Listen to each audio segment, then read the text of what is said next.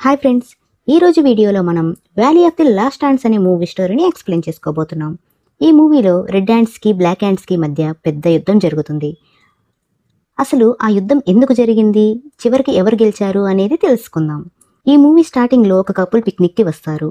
ఆమె ప్రెగ్నెంట్గా ఉండడం వల్ల పిక్నిక్కి వచ్చిన కొద్దిసేపటికే ఆమెకు పెయిన్స్ రావడం స్టార్ట్ అవుతాయి.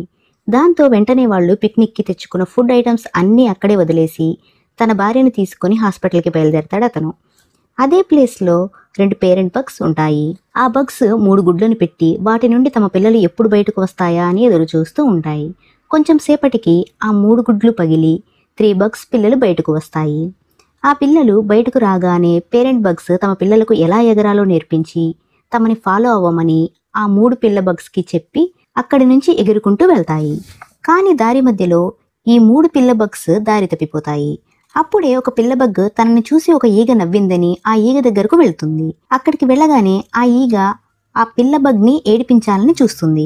అప్పుడే ఆ పిల్లబగ్ ఆ ఈగల దగ్గర నుండి తప్పించుకోవాలని చాలా స్పీడ్గా ఎగురుకుంటూ వెళ్ళి ఒక గుంతలో పడిపోతుంది.